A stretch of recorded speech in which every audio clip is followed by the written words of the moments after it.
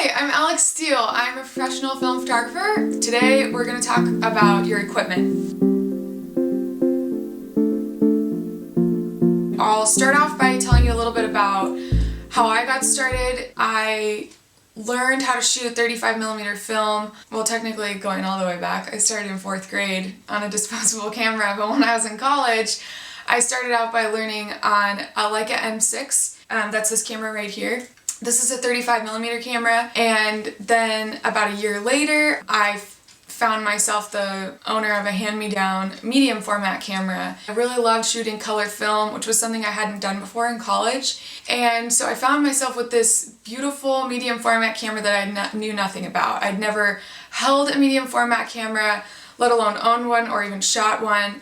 I worked really hard to learn how to use this camera, and I messed up a lot, so I'm going to try to help you so that you won't have as many blank rolls and weird double and triple exposures as I did. I'll explain a little bit about what each medium is like. So first of all, 35mm. This is a roll of 35mm film. You've probably seen it before if you were born in the 90s or earlier. 35mm film has a lot more of like a journalistic feel to it. It's a more compact piece of equipment. As you can see, it's a smaller, easier to manage kind of camera, even than a lot of digital cameras. So medium format film is a little different. The negatives are larger. This is what a roll of medium format film looks like. This is a roll of Portra 400 120. And the photos that you make on this film can be printed at a much higher quality. Until digital photography became mainstream in the commercial world, medium format photography was used a lot because the negatives could be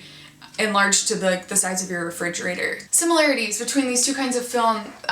These are both the exact same chemistry poured onto different shapes of plastic. For the most part, they're pretty much the same, but since your gear is going to be different, the film is going to come out looking a little bit different as well.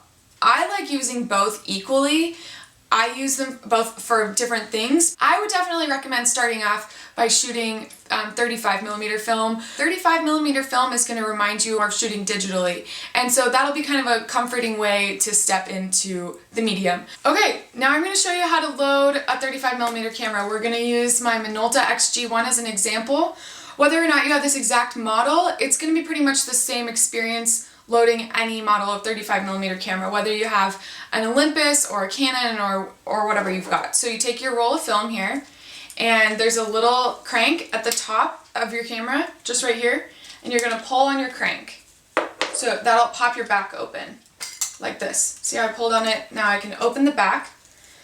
Then you take your roll of film, and you're going to want to have this little circle right here going down, and your leader, this is your leader, going across the back of your camera.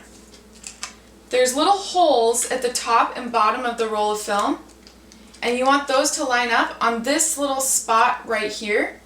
We're going to stick our crank back down so that it'll hold our roll in place. So as you're loading, you'll notice there's little sprockets right on here to catch your film, and then on this side, on this side right here, you'll notice like at the very bottom, that's where your film is going to start taking up. As you shoot the roll and you crank it to advance it, this is where all the shot film is going to end up over here. So we'll do a little advance. So you click your shutter, and then you you crank it so that it'll advance, and so that it'll start taking up your film right here. So then you expose it again, and I got it lined up in there. So now you can see that it started winding around on this little device right here. As my camera like smacks me in the mouth. So this little take-up spool right here is where all of, like I said, all of your exposed film is going to go. So when you shoot your camera right here on your shutter button, and then you advance it, you can see the film scooting forward. And that's how you load it. So then you close your back, and you make sure your crank looks all nice and set right here. And since the shot that we just advanced inside your camera is already exposed to the light, you click your shutter one more time now that it's shut, and now that you've advanced it, now you're ready to shoot this sucker. There will be a little dial up here at the top that has the number of exposure that you're on. So mine right now is the little spot before the 1. So this is going to be like half of the shot is going to be like kind of fuzzy, and then the chemistry starts. So your photos will start showing up starting with number 1, and it'll go all the way to 36. If you're shooting a roll of Portra 400 that has 36 exposures on it. If you're shooting something else like Kodak Gold 200, for example, that might only have 24 exposures on it. That's okay, it's still the exact same way of loading the film, it just means that you have less shots on your roll. Okay, so now you've loaded your 35mm right in here, and you're gonna shoot 24 or 36 exposures, shoot, crank to advance, and then you get to the end of the roll, and what do? You don't pop the back open or it will expose everything you've just shot. So the trick to it is that at the bottom of your camera there's a little button, and what you want to do is you click this little button, and then your film will be ready to be rewound. So in order to rewind it, you open your little crank right here and you start cranking and cranking. I'm not going to do it now because I haven't exposed this entire roll and I don't want to waste it. But you crank and crank and crank this little piece right here, and you just keep on going, and then you'll feel it kind of pop. You'll feel it kind of like loosen, and that's how you'll know that it's come off of this little stand where it was doing the take up when we first loaded it. And then you roll and roll and roll, and then you pull up on it, and then your back will pop open, and you'll have a roll of film that has no leader sticking out. It'll be like a little bald roll of film. And then if I were you, I would use a Sharpie and write on the roll of film. You know, sometimes I write Nate and Alex anniversary so that I remember what it was. And then you're ready to send it to the lab. Okay, now I'm going to show you how to load a medium format film camera. This is my Hasselblad 501C. This is the back of the camera right here. This part pops off. We're going to open it up right here by turning this little crank. I'm going to turn it, and I pull the magazine out. This is the magazine. This is where your film lives. You're going to start out. If you're buying a brand new camera, you probably won't have a take-up spool inside of it. And what a take-up spool is, this spool holds your film. So every time you shoot a roll of film, you're going to pull all the film off of one of these, and it's going to get wound around another one. Inside your 35mm camera, it has a little like stand for your film to hang out on, and so it gets wound around there, and then while you're shooting, and then you rewind it all the way back to the end. You don't have that in here, so you have to get one of these little take-up spools. If you're buying the camera for the first time and you don't think you have one of these in there, go to your local camera shop and ask them for one of these, or your local lab. They literally throw away dozens of these a day because every time they develop a roll of film, they don't need it anymore. So you're going to put your take-up spool up here at the top, and you're going to make sure it's in place. You want to turn this little crank until you feel it click into place. It clicked. When you buy your film, it comes in a little package like this. You unwrap it, and you get it looking like this with just the paper. What you want to do is break the seal where it says 120, and you throw this little sticker away, so you don't want that gumming up your roll. And then you have a leader that looks like this. You grab your magazine. My magazine has this little red arrow on it where it tells me where my film's going to start. So you stick your film in like this, with the leader going down behind.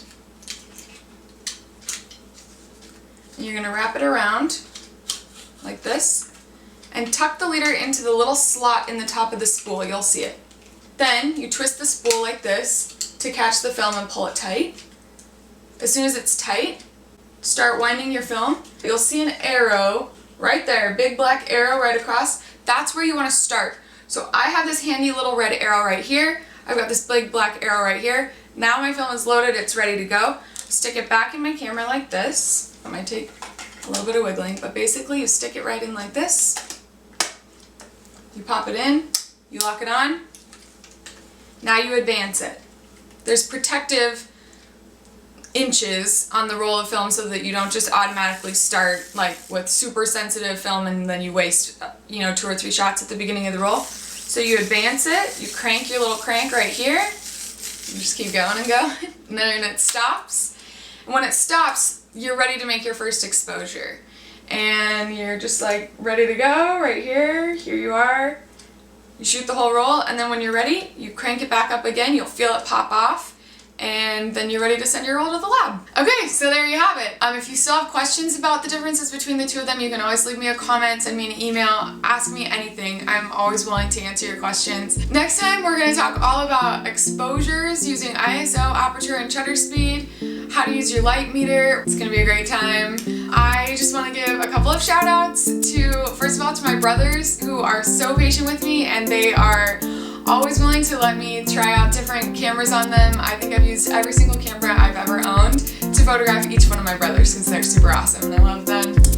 Shout out to my friend Emily Wheeler who gave me my first ever roll of Portrait 400. I always think of her every time I shoot it. She's the best. She's super creative. She's an amazing photographer. And finally, shout out to my husband who is super patient with me and makes these videos. So thank you so much for watching. Be looking forward to next time because we're going to talk about some really cool stuff.